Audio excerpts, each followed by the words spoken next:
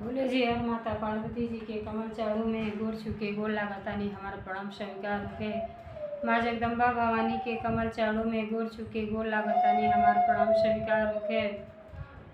सब देवी देवता के कमल चाड़ू में गोर छुके गोर लागतानी हमारा प्रणाम स्वीकार होके। नीलम दीदी और हरेंद्र भैया के कमल चाड़ू में गोर छुके गोर लागतानी हमारा प्रणाम स्वीकार होके। सब गुरु भाई बहना के कमल चाड़ू में गोर छुके गोर लागतानी हमारा प्रणाम स्वीकार होके। तो देखिए गुरु भाई बहना, हम आप लोगों के बहुत सुंदर भोले जी और माता पार्वती जी के चर्चा कहानी के माध्यम से सुनावे जाता नहीं। ये चर्चा के आप लोग कबो आधा अधूरा न सुने, काहे खातिर आधा कथा सुनले से परम पिता परमेश्वर और माता पार्वती जी के अपमान होगा, और पूरा कथा सभी सुनब तो आप लोगों के ज्ञान भी मिली और कथा के रहस्य के बारे में पता चली कि ये कथा से हमके का सीखे के मिलल। तो देखिए, भोले जी की कथा कबो आधा अधूरा ना सुने के चाहे। ये कथा एक सास और 3 बहू एक बेटी के है। देखिए, सब चीज़ संस्कार पर निर्भर रहेला। तो जवन बेटी जवन रहेली वो माई के साथ बचपने से शिव भक्ति में लीन रहेली। अब बच्चे जवन बाना तीनों लड़के बाहर रह के पढ़ाई लिखाई कैले रहना, तब विवाह शादी हो जाला तो तीनों जब बहू आ जाली तो देखी घर में का हो रहल बा। तो जब दिल में प्रेम रही तो घर परिवार तो एकजुट होके रहबे करी, लेकिन जब प्रेम ना रही, दूरे बच्चे दूरे रहेला माई से अलग होके, तो माई और बाप के कदर ना जानेला। तो बुढ़ापा में देखी कितना दुर्दशा भइल बा। तीनों बहू एक से एक बाटी और सास ससुर के साथे कितना बुरा कर्म कैले बा लोग। लेकिन भोले जी के दया से उनके जीवन कैसे संवरल बा, जब कहानी पूरा सुनब तब आप लोगों के आनंद आई। तो हमारी कहानी अगर आप लोगों के अच्छा लगी तो कमेंट में भोले जी और माता पार्वती जी के नाम जरूर सभी लिखब। काहे खातिर बोलले से, कहले से, सुनले से सारा दुख के निवारण होला। जब हम केहू के मदद करेनी तो आपन हर काम भगवान के ऊपर भरोसे छोड़ दी तो देखिए आपको सब कुछ अच्छा हुई। आपके सोचे के पड़बे ना करे, ना कहे के पड़ी। देव के देव महादेव में इतना शक्ति है। अपने तो टूटही झोपड़िया में गुजारा करे नी, लेकिन सबके महल अटारी धैले वानी। तो देखिए गुरु भाई बहना, एक गांव में एगो गुरु बहना रहेली। बेचारा बड़ी भक्ति भाव करेली भोले जी के। अब भोले जी के माता पार्वती जी के अपन गुरु बनवले रहेला लोग। पति पत्नी दोनों जनी अपार प्रेम करेला लोग। तो भगवान जी के दया से गुरु बहना के 3 बेटा और 1 बेटी होली। बेटी सबसे छोट 33 बेटी रहेली। वह सबकी 33 बेटा भीख मंगावे आ 33 बेटी राज रजावे। तो 33 बेटी तो सचमुच 99% सत्य बात है कि बहुत अच्छा होली। अब जब तीनों बेटा जब पढ़े लिखे लायक भइला तो जन गुरु बहना के पति रहना वो सरकारी नौकरी करते रहना। बड़ा रुपया पैसा खर्च होके तीनों लड़कन के पढ़ाई लिखाई करौना। और जब सियान भइना लोग तो तीनों जन के बड़ा अच्छा रिश्ता देके विवाह कर दिया। और जौन अपन लड़की रहली, सबसे छोट लड़की रहली, वो इतना संस्कारी रहली कि पूछी मत। बेचारी के शिव परिवार देख के अच्छा घर में रिश्ता कर दिया लोग। और अपने ससुरा में अति प्रसन्न रहली। अपने सास ससुर के सम्मान करें, अपने बड़ों के आदर सत्कार करें। तो जब हम केहू के सम्मान दे तो सम्मान के अधिकारी तो हमके बनाही के है।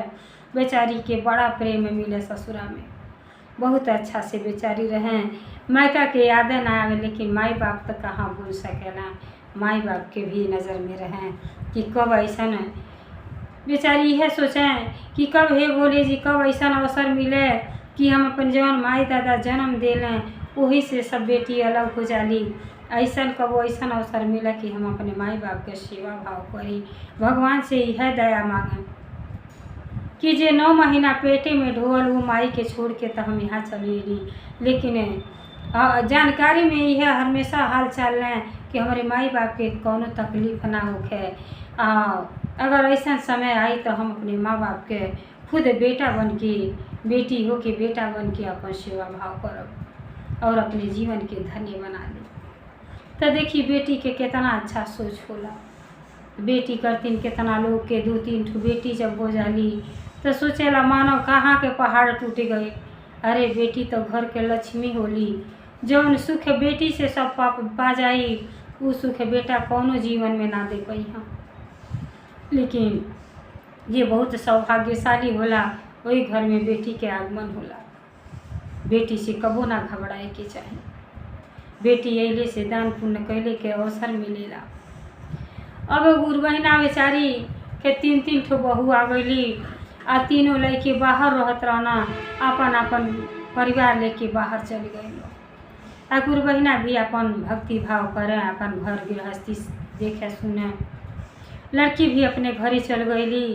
तो जौन गुरु भैया रहना उनकर पति रिटायर जब भैला तो घरे आ गए ना, और घरे अला तो देखी फंक्शन निवेदना की और रिटायर हो गए मानी तो सजी लेके एकत्रित हो जा और अपन पार्टी कइल जा।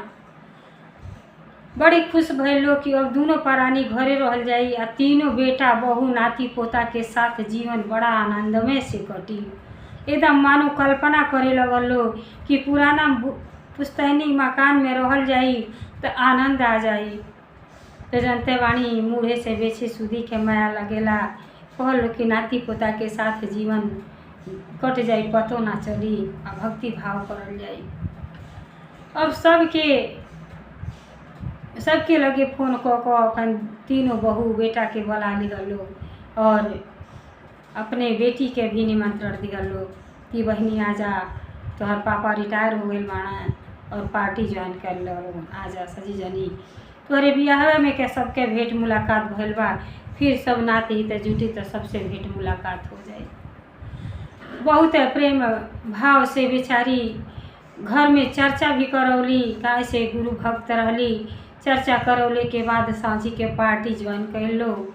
अपने हित मित्र जे भल रहल सबके लोग बुलावल।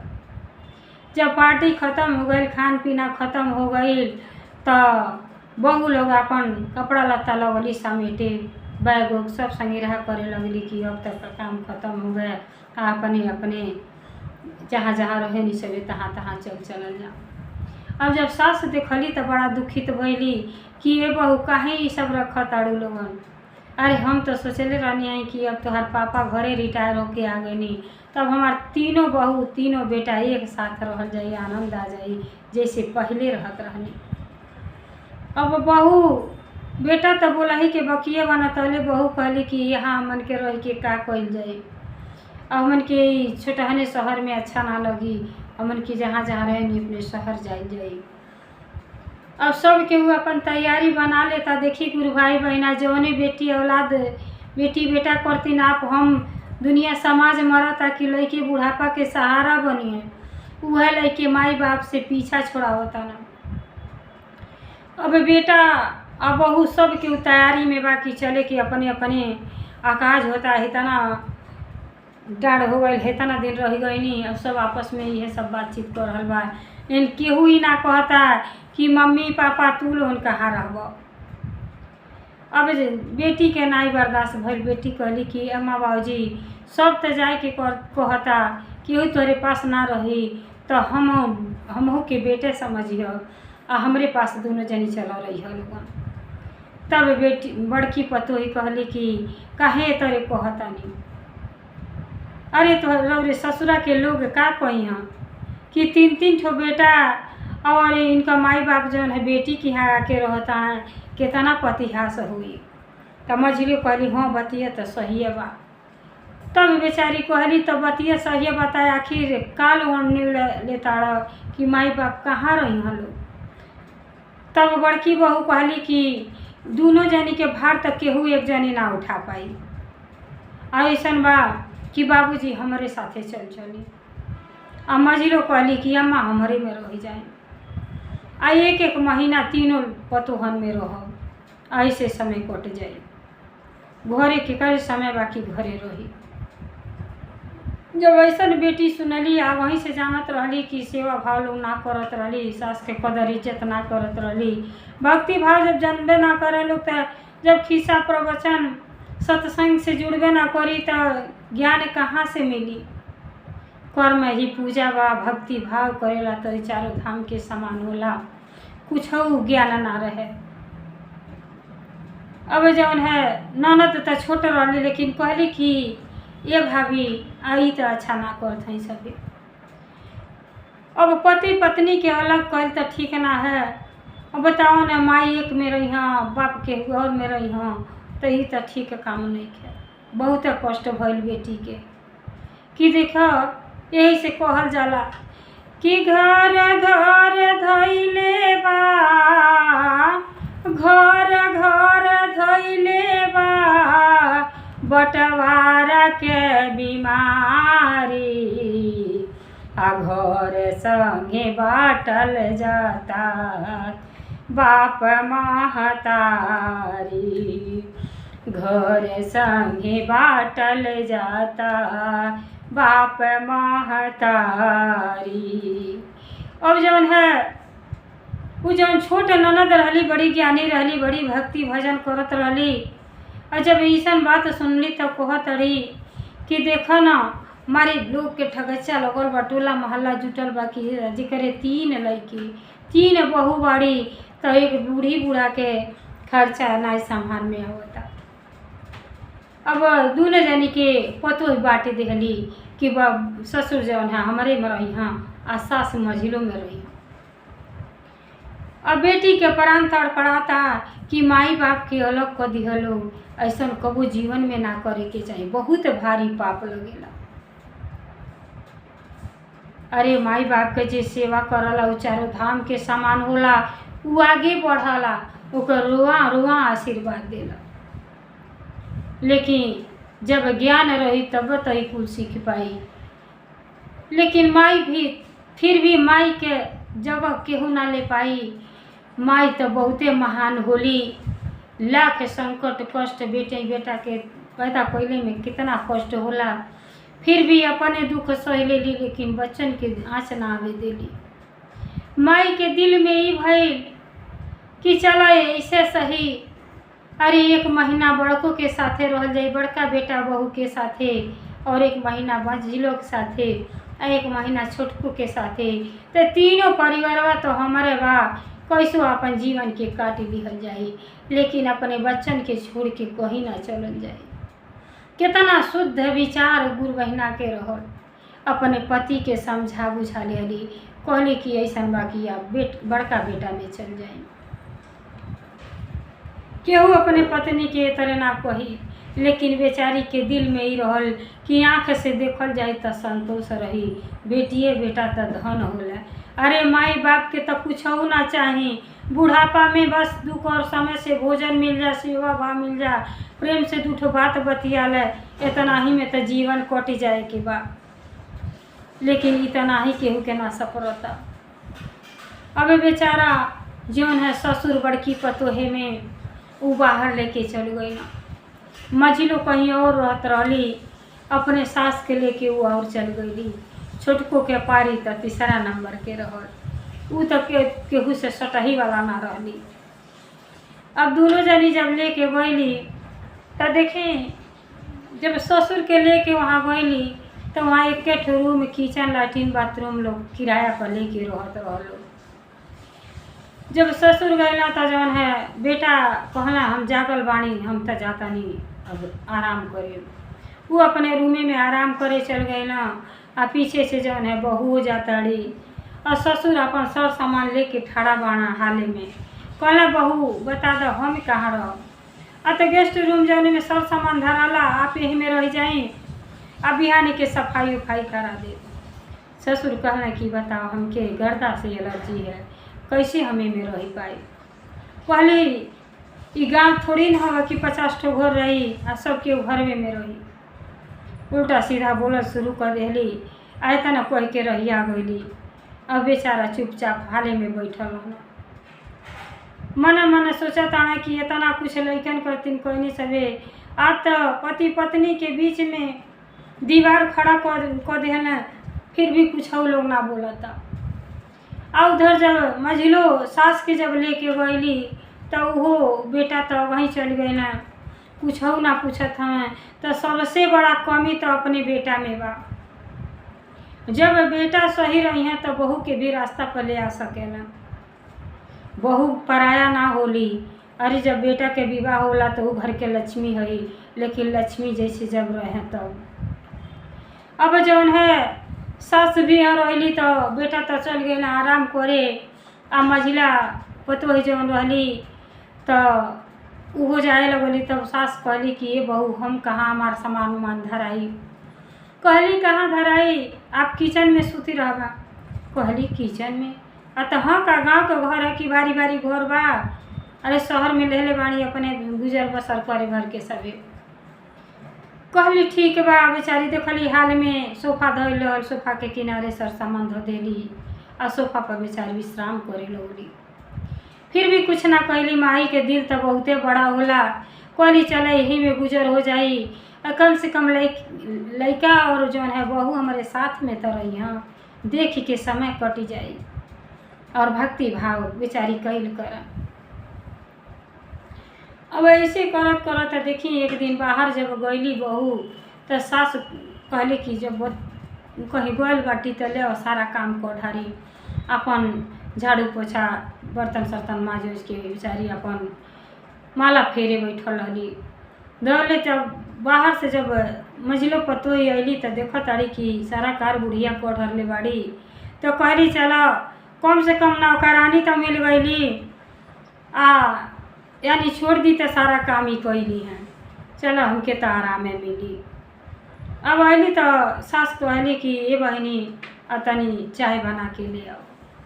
कहली कि अब बहन थकल सियर लावत है तो चाय बना के पी ना लेवे के बा, हम घर में तो दुनिया भर के काम होला। कुछ ना बोली, सास बना के चाय पी लेली। देखी गुरु भाई बहिना, 3 बेटा 1 बेटी के लेके एक पति नौकरिया कैसे कैसे गुरु बहिना पलले रहली, सियान कैली। तका उनके समय ना लगल हुई, उ ना बेचारी कैले हुई हैं। लेकिन बहू अगर 4 दिन के आ जात है, अगर 4 जनी के खाना बनावे के बा तो मालूम पड़ता कि सब पर्वत पहाड़ सर पे लद गई बा। अरे काम के बोझ समझ के ना करे के चाही। काम करते रहो, भगवान के नाम लेते रहो, काम आराम पूर्वक से करी, नौ मेहनत जनाई आ काम भी हो जाए। लेकिन जब वही काम के हम बोझ समझ के करीला तो हमके बहुते पहाड़ काम लगला। घूम फिर के खाना पानी बना ली आ पता ना चली। लेकिन जब कर्म के जब पूजा के सामान समझी तब आ बोझ समझ के करी तो वह काम अच्छा ना लगी, ना मन लागी। अब बेचारी अब रोज प्रतिदिन का करें, सब काम छोड़ के कहियो सखी के घरे जाते हैं, सहेलर के घरे जाते हैं। अब सारा काम छोड़ देली बुढ़िया, सब झाड़ू पोछा आरतन बर्तन सची माजा धोआ लगली करे। करी चलो कोनो बात ही नहीं बा। लेकिन 20 दिन बीत गए, ना बुढ़िया से बुढ़वा से बात करावे सब, न बुढ़वा के बुढ़िया से। अब दोनों अपन आपस में छपटियाता लोग, ना जानी कैसे बुढ़िया बाड़ी आ बूढ़ा कहताड़ी कि ना जानी कैसे मरे गुरुजी बानी। अब दोनों एक दूसरे के बारे में दोनों जनी चिंता कर रहल वालो आ दोनों जनी सुखी ना वालो। उधर जब ससुर बाना तब बड़की पतोही कहते कि देखो ना आके बुढ़ऊ बैठी गई ना, अरे कोई काम काज ढूंढ के काम करता तो 2 पैसा आमदनी होता। अब सारा बात जब बूढ़ऊ सुन गए ना तो काम के तलाश में निकलना, लेकिन काम कहीं ना मिलल। अब जब घर में अला तो लगली बोले कि कहाँ बिना बतौले चल गई है। कहला कि बहू घर में बैठे बैठे अच्छा ना लगता, काम के तलाश में गई, लेकिन अभी कहीं काम मिलल नहीं। उदय ना कहला कि सारा बात सुन गई कि बेटा बहू के आचरण का बा। लेकिन जनता बानी बेटी के दिल में अपार प्रेम रहेला माई बाप के। यही से कहल जाला कि अगर मायके में माई बाप ना रहे ना तो बेटी के कबो जहो के कोशिश करिए तो फिर रूह कापला कि माई बाप रहे ना तो माई बाप के पास जैले से बैठला सब सारा दुख दूर हो जाला। लेकिन फिर भी बेचारी बेटी के चिंता लगल बा कि देखो ना दोनों जनी तो दू जगह चल गई ना, दोनों जनी के लगे फोन सुबह शाम दोनों टाइम बेचारी करे केहू फोन ना उठावे, न बड़की भौजाई न मझली भौजाई कि माई बाप के हाल चाल ले। लेकिन जब जी नहीं मानल तो अपने पतिदेव से कहली कि हम जाते हैं अपने अम्मा के हाल चाल लेवे। जब आईली तो देखो तारी कि मझली पतोही अपन पार्टी में घूमे फिरे गइल बड़ी सखी सहेलेहर में, आ उनका माई तो उन्हें झाड़ू पोछा करत ताड़ी। जब देखली तो समझ गई कि माई हमरे कौने तरह से बाड़ी, जौन माई इतना सेवा भाव कोई कि बेटी बेटन के पलली, आज बुढ़ापा में माई के ई दिन देखे के पड़ता। लेकिन माई बहटिया रहल बड़ी, कहली कि बेटी बैठा बैठा चाय काफी का लेबू बना के ले आवत हैं। कहली नहीं माई, बेटी के आँख से झरझर आंसू गिरे लगल। कहली नहीं, हम तोहर बात समझ गई माई, तू का कर रहल बाड़ू, तो कुछ हो नहीं, कुछ ना करेनी बहनी, बैठल बैठल अच्छा ना लगेला तो कुछ हाथ बटा देनी, बहु बाटी नहीं। कहली ऐसा बा ठीक बा, चाय काफ़ी हम बना के ले आवत है। गईली बेटी चाय और काफ़ी बना के ले ली, माई बेटी लोग बैठ के पियत रहल। कहली कि भाभी कहाँ गइल बाड़ी? कहली बाहर गइल बाड़ी। कहली हम जान गए कि तू यहाँ कितना सा पापा से बात कैलू हो? अत नहीं बेटी, पापा से तो केहू ना बात करावल, न पापे के फोन आइल। अब बेटी के बड़ा दुख भइल कि माई के बुढ़ापा समय में जेके आराम करे के, भक्ति भाव करे के ते करी दशा बा। अब बेचारी का कैली, कहली कि अब आयल बानी तो 2-4 दिन रह के देखी कि माई के साथे का हो रहल बा। भौजाई जब देखली तो मुँह टेढ़िया के कहताड़ी कि यहाँ तो जगह ही नहीं खे सुतले बैठले के, आइलू तो हो बहनी लेकिन हाल चाल ले लेलू, अब अपने घरे जा। देखी ऐसा भौजाई गोली। कहली नहीं भाभी, अरे कौनो दिक्कत नहीं खे, जहाँ माई सुतेली वहीं हम सुती रहो। अब जौन है भौजाई के मुँह तो उन्हें बना गई। अब कैसे कहे खदेरा कि नंदा चली जाओ। अब बेचारी 2-4 दिन रहली, एला उनके रवैया देखली, फिर बेचारी मंदिर में अपने माई के लिया के गईली। आ भक्ति भाव वहाँ गईली तो पूजा पाठ कैली। आ कैले के बाद कहली कि अम्मा जब तुहार मन ना लगे तो भगवान के दरबार में चली हो, आ भगवान जी से दया मांगियो कि ये समन के बुद्धि ज्ञान दें, नहीं तो तुहन के बुढ़ापा कैसे कटी। आ हम जाता नहीं पापा के हाल चाल लेवे। बेटी बेचारी वहाँ से उठली गईली। अब बड़की भौजाई के यहाँ पहुँच गईली तो वहाँ देखा ताड़ी कि बाप के कौनो कदर नहीं है। अगर खाना मिलता तो जैसे कुत्ता के कौरा दिहल जाता, वैसे बचे खोचे खा पी ले लोग तो ससुर के खाना जा, ना समय से खाना ना समय से पानी, मालूम पड़े कि बोझ लदी गइल बा। अब गईली जब देखली तो कहली कि पापा यहीं से हम कहनी कि आप हमारे पास चली, हम आप लोगों के खियौले के बाद हम भोजन करब। आज जितना सेवा बन पड़ी उतना हम सेवा करब। माई बाप आप ही लोग जन्मदाता हैं, आप जन्म देहनी पैदा कोई इतना बढ़न कैली, आप लोगों के दुख हमके देख ना जाता, पिताजी देख ना जाता। माई तो बड़ी संकट में बाड़ी, आप भी संकट में बाड़ी, कहीं या न कहीं हमके सब पता चल गई बा। अब जैसे बात करो तारी तैसे भाई भौजाई आवे ना, कहता आयल बड़ू तू तमाशा करे, तू ही सेवा भाव करे, हमन के नहीं करत। जानते बानी जे करेला नहीं तो ओके बहुते बोली नहीं करेला। अरे जब कर्तव्य रहेला तो आदमी बोलेला तब आदमी बर्दाश्त करेला। लेकिन बेचारी के बड़ा कष्ट भइल कि देखा तानी इतना दुर्दशा करता लोग, बोलियो ऐसा जहर बा। बेचारी अब कहली कि ये पापा ऐसा बा कि दोनों जनी चल चली हमरे के यहाँ। कहली ना बेटी ठीक बानी, कोनो बात ही नहीं है। अब बेटी फिर अपने घरे चल गईली। आज जब चल गईली तो देखी मझिलो के भाई अइना, मझिलो के भाई अइला तो कहना कि का हो बहना कैसे बाड़ू? कहली ठीक तो बानी हो भैया, का वो हमार सास कपारे पा के बैठल बाटी आ ससुर बड़कू के यहाँ बाना। तो कहना अरे तू मूर्ख बाड़ू, सास तोरे के यहाँ बाड़ी, ससुर के भी बोला लो। आ दोनों जनी के दिल जीतले के कोशिश कर। जे माई बाप के सेवा भाव करेला, माई बाप सारा धन दौलत वही के दे देला। अब देखी कितना खतरनाक भाई आयल रहना। यही से कहल जाला कि कंस मामा मामा के नाम पहले से बसाइले बा। अब उ कंस रहना विदुरे रहना समझी अइला कहला कि बहिना अब ऐसा कार्य करो कि लोग से इतना प्रेम करो, इतना सेवा भाव करो कि लोग के मन बदल जा। जितना नफरत करो तो लोग उतने प्रेम करो। अपने ससुर के भी बुला लो और जब ये लोग खुश हो जाला तो जो लोग स्टैम्प पे लोगों से दस्तखत करा लो, सारा प्रॉपर्टी अपने नाम से करा लो। अब देख ली कितना खराब विचार बा कि भाई के हक तो कबो मरही के ना चाहिए।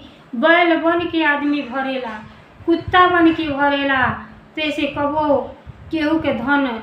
अरे हम अगर एगो कौनो एगो बाल्टिया अगर चुरा के रखत है, एक सिलेंडर में रखत आनी तो में आधा तरह बटले बा, लेकिन आधा करती जीवन भर के बेईमानी शैतानी ना करी। माई बाप के धन दौलत में दोनों बेटा के अधिकार बराबर बराबर के होला। 2 हो या 4 हो या 3 हो, सब आपस में सबके करती माई बाप मरेला। अब जब भाई कहना तो मझिलो के मन बदल गई। और जब अब सोचे लगली कि बतिया भैया सही कहता। और जब नंदा चल गई तो फिर बेचारी दोबारा अली। फिर अली दोबारा तो कहलिए माई का हाल चाल बा। कहतानी कि तू हलन हमरे लगे चल जा, लेकिन सुनत नहीं खलवन। यहाँ घर में का रखल बा तू हलन के। कहली कुछ ना रखल बा, कम से कम बेटा बहू के साथ तबा लाख गलती करता है। बिहान के जैसन कैली वैसन पहली, जैसन हमारे साथे करिए बिहान एहू लोगन के साथे औलाद बना खूबे करी। तहिया अकल अपन ही अपने आप बोले जी खोल देबा। तब देखी जौन है माई बेटी, माई बड़ा दुखित तरह कर, लेकिन देखावटी चेहरा पर हंसी ले कि बेटी की एहसास न होके कि माई हमार दुख में बाटी। अब गईली तो भगवान के दरबार में भक्ति भाव कोइली। अब भगवान से कहतड़ी कि देखी ना इतना जतन से 3 ठो बेटा के पलनी, सियान कोइली, बढ़न कोइली, विवाह शादी कोइली, लेकिन आज एको अपन नहीं कर। एक खातिर कहल जाला कि बेटा पतो केहू अपन ना बा। दुनिया संसार में धन दौलत सब कुछ आप लोग छोड़ के चल जाई, लेकिन जाई तो जाई खाली सिर्फ भक्ति भाव आप लोगों के साथ जाई तो अच्छा कर्म करी और भोले जी के गुरु अपन जरूर बनाई।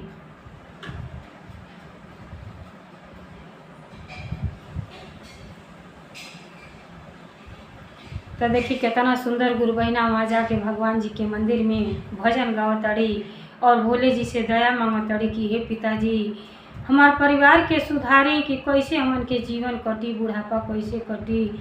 बुढ़ापा करती तो सब परेशान हैरान रहेला। तो देखी भगवान से का कहतड़ी, कवने कलम से लिखले हमारो नासिबवा शिव गुरु बानी बेहार। कवने कलम से लिखले हमारो नासिबवा शिव गुरु बानी बेहार। बड़की और छोटकी बहू कुछहु ना मझली सबसे बेकार। बड़की और छोटकी बहू कुछहु ना मझली सबसे बेकार। कौने कलम से लिखली हमारो नासिबवा शिव गुरु बानी बेहार। कौने कलम से लिखले हमारो नासिबवा शिव गुरु बानी बेहार। बीच भंवर में नैया फसल बा, घर में आइल बट तूफान। बीच भंवर में नैया फसल बाट, घर में आइल बा तूफान। कौने कलम से लिखले हमारो नासिबवा शिव गुरु बानी बेहार। मन औरी श्रद्धा से विनती करिले भोले सुनले पुकार। मन औरी श्रद्धा से विनती करिले भोले सुनले पुकार। कवने कलम से लिखले हमारो नसीबवा शिव गुरु बानी बेहाल। तो देखी गुरु भाई बहना, जब हर जगह से आदमी निराश हो जाला तब परम पिता परमेश्वर के शरण में जाला। बहुत दुखित रहली और भगवान से अपन घर के दुखड़ा भजन के माध्यम से परम पिता परमेश्वर और माता पार्वती जी की आके सुनौली। अब भोले जी कैलाश से देखो तनी कि सचमुच ये गुरु बहिना इतना प्रेम अपने बच्चन से करेली, और जितना हुई प्रेम करेली उतना ही सब नफरत करे वाला पैदा भइल बने। ना जानी कहिया सबन के अकल आई। तो सरस्वती मैया कहनी कि चला झूठा ही सही, लेकिन कुछ तो ज्ञान ऐसा दिया ना कि सास ससुर के कदर होखे लगे। अब यार मन तो बदलते बा कि मझली बहू कहताड़ी कि अब जैसा हमार भाई कोई के गोल बने वैसे करी ताकि सारा धन दौलत हमार हो जा। तो देखी गुरु भाई बहना, अब वही का कैली, जितने सास से नफरत करत रही उतने नफरत प्रेम में बदल गई और कहली कि अब तो हमार 1 महीना पूरा हो गल बा, छोटकू में जाए के बा। तो मजनू कहली ना कहीं नहीं जेले के कारबा, अब बाबू जी यही रहब, दोनों जनी हमरे पास रही और दोनों जनी के सेवा भाव करब। आज तक अज्ञानता रहल, लेकिन अब हमके ज्ञान हो गई बा माई कि हमके सास ससुर के सेवा भाव करे के चाही। अब कपटे सही लेकिन कुछ राहे पाइली और सास ससुर के भी बोलौली। अब बेटा बहू जौन बड़का रहना उहो आश्चर्य में पड़ गई हैं कि इतना खरूस, सबसे खरूस तो मझली रहल, लेकिन कैसे ऐसा शुद्ध विचार हो गई कि दोनों जनी के राखे खातिर तैयार हो गई। और सब के वो आश्चर्य में पड़ल बा। आनंदा के शिव भक्त रहली तो नंदा के तो जनता है शुद्ध शब्द के इस्तेमाल करत रहली। कहली कि लगता शायद कि हमरे भौजाई के ज्ञान हो गई समझौले से कि जब साँझ बा तब बिहान बा, और माई बाप के सेवा भाव तो कर ही के चाही। अब बेटी भी कुछ दिन रह के देखे लगली कि देखिए हमार भौजाई का कर रहल बड़ी, माई बाप को इकट्ठा कर देली। बहुत खुशी के बात बा कि पति पत्नी के कबो अलग ना करे के चाही, बहुत भारी पाप लगेला।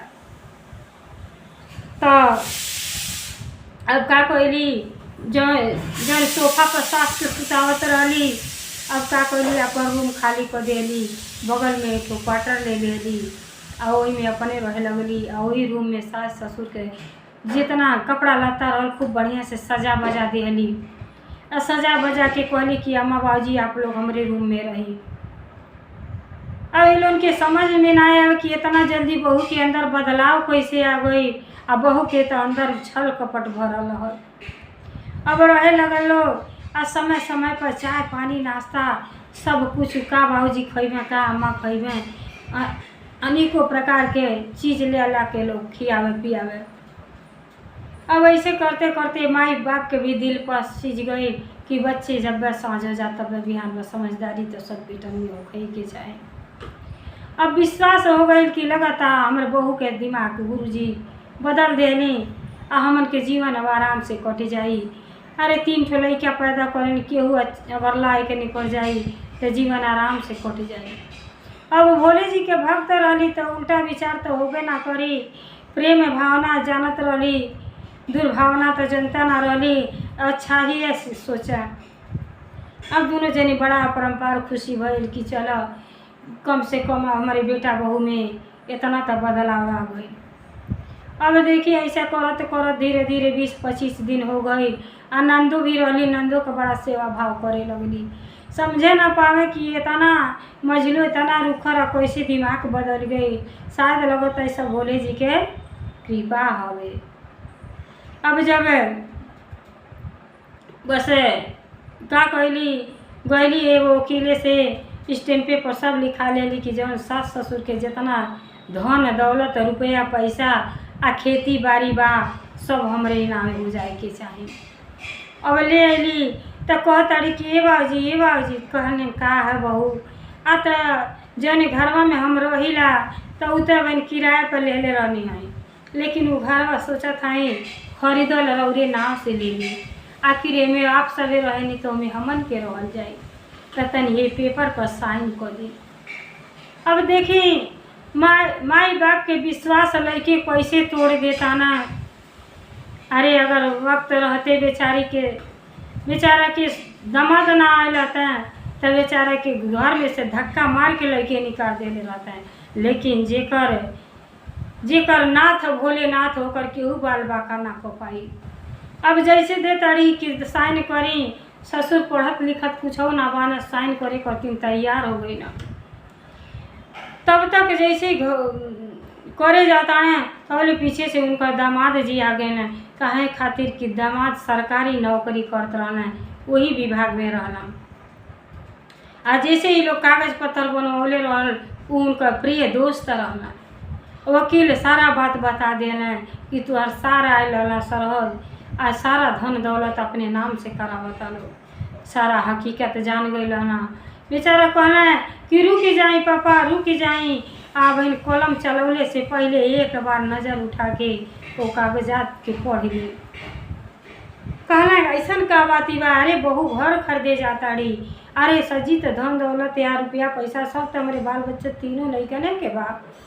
अब उनके मन में तो छल कपट रहल ना, तब बेचारा सब सच्चाई सामने ले आ देना। कहना अरे ई जवन और बहू ई जवन है सच्चाई के नकाब लगा के 20 दिन से और सेवा भाव करत रही है, ते पीछे बहुत भारी राज बा। तो उनकर जौन बेटी रही वो ना समझ कहली कैसन राज बा, हमसे तो रौरा कुछ ना बतौली। कहला अरे का बताई, अरे इस पेपर पर लिखौले बाड़ी कि जितना धन दौलत माई बाप के बाद सब हमार हो जा, केहू दूसर केहू दोनों भाई ना पावे। तो देखी भाई के हक तो कबू मरही के ना चाही। माई बाप के तीनों संतान होला, माई बाप के विचार में ये रहेला कि जिये तानी तबले तीनों लड़के प्रेम करी आ प्रेम से रहें तो ये प्राण भी आसानी से निकल जाला कि लड़के बड़ा अच्छा से बाना। आ जब लड़के दुख में रहे ना तो ये प्राण भी जल्दी ना निकलेला। सबके उचालल कि हमार परिवार खुशहाल रहे, खुशी खुशी प्राण निकल जाला। अब जब दामाद के मुँह से सजी बात जब सुनल तो सास और ससुर के बहुत भारी झटका लगल कि ऐसा तो हम सपनों में ना सोचले रहनी कि इतना खतरनाक हमार बेटा बहू निकली है। और तैसे दोनों छोटका बेटा दोनों बहू सब केहू एकत्रित हो गई। और जब पढ़त आना तो सचमुच सही बात बा कि जितना धन दौलत बा रुपया पैसा जितना जमीन जायदाद सब हमारे नामे हो जा। अगर वह कलमिया घुमा देले रहता तो सारा बेहाथ हो जैते। तब बेटी के एहसास भई कि अरे ऐसा बेटा पैदा भैले से अच्छा कि बिना बेटी बेटा के रहे तेकर गुजर बड़ा आसानी से हो जाई। लेकिन ऐसा अगर बेटा पैदा होके के रहे तो भगवान बेटा ऐसा केहू के ना दे। अब बेटी के एहसास हो गई कि जब ऐसा ही भरोसा तोड़ देली तो दू जनी के का भरोसा बा कि माई बाप हम शुरू से कहते रहनी कि आप सभी हमारे पास चली, हमके सेवा के अवसर दें कि जाए हमार जीवन धन्य हो जा। माई के कर्जा तो केहू उतारी ना पाई जीवन में, लेकिन बेटी सोचले रहली कि बुढ़ापा में हम माई बाप के सहारा बनी और अपने पुण्य के भागीदारी बनी, अपने जीवन के धन्य बना ली। और गुरु भक्ति में तो यह बा कि भक्ति भाव करी और अपने बड़ों के आशीष ली, आशीर्वाद ली, सेवा भाव करी तो जीवन धन्य हो जाला। कर्म ही तो सबसे बड़हन पूजा बा। अब बेटी का कैली, अब जब तीनों भाई अला तो जब ये सुनल तो आश्चर्यचकित हो गई ना कि समझ गई ना कि बहुत भारी हमार मजली भौजाई और भाई चाल कोई चल ना। और माई बाप के जौन है बेटी उठा ले गई, कहली कि जब तक जीवन रही तब तक हम अपने माई बाप के सेवा भाव करब, आ मरले के बाद तो बेटा बहू के तो सारा धन दौलत होला। हमके लालच नहीं के, लालच बस ना ले जाता ही, सिर्फ हमार माई बाप का जौन कि हमके पैदा कैले बाना तो हमरो कुछ अधिकार बनेला। मनुष्य जब एगो आम का पेड़ लगावेला तो सोचेला बिहान के फरी तो खाए के फल मिली। वैसे ही जीवन है, सब के उम्मीद पाके बेटी बेटा के पालला कि हमार बुढ़ापा के सहारा बनिए, आ वह लड़का दगा दे जाता न। तो जब तक अब भक्ति भाव से ना जुड़ब, भोले जी के अपन गुरु ना बनाई, माता जी के गुरु ना मानो, तब से तो कहाँ से आप उनके ज्ञान सीखे मिली। न प्रवचन में जाए, न सत्संग में जाए। देखिए गुरु भाई बहना चर्चा तो 3 घंटा गुरु बहना लोग कितना बेचारी अपने जीवन के संवारे ली कि घर में रह के भक्ति ना भाव हो पाई। तो 3 घंटा मंदिर में भगवान जी के भजन कीर्तन कल जाई तो कुछ ही जीवन के अपने धन्य बना लिहल जाई। तो आप लोगों तो यूट्यूब पर कहीं मोबाइल धो दे और आराम से पूरा कथा सुने के चाहिए और आनंद उठावे के चाहिए। कथा कबू आधा अधूरा ना सुने के चाहिए। तो देखिए जैसे बेचारी के जीवन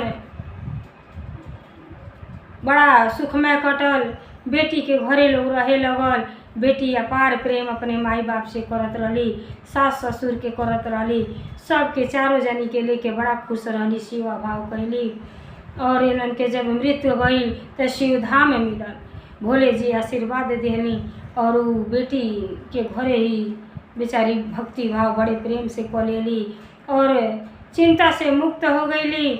और जब चिंता छूट जाए, काम क्रोध मोह लोभ जब बेटी बेटा से छूट जाला तब भक्ति भाव कैले में बड़ा आनंद आवला। तो घर में रह के तो जौन है ना ये को पावत लोग, काहे से बेटा बहू केहू लायक ना रहन कि 1 घंटा भजन कीर्तन करे बैठ जाए तो कहीं कि झाड़ू पोछा ना भई। बेचारी बेटी की यहाँ रह के अपन बहुत भक्ति भाव कैलो और उनके शिवधाम में मिलल। तो देखिए गुरु भाई बहना जैसे भोले जी के दया कृपा ओ गुरु बहना पर भइल, केहू न केहू बुढ़ापा के सहारा भोले जी भेज देहनी, अच्छा शुद्ध विचार मन कर देनी कि वो लोगन के पार घाट लग गई। वैसे सब गुरु भाई बहना पर भोले जी और माता पार्वती जी के कृपा दया सदैव बरसत रहे। हर हर महादेव, घर घर महादेव, भोलेनाथ की जय, सच्चे दरबार की जय, 56 कोट देवता की जय।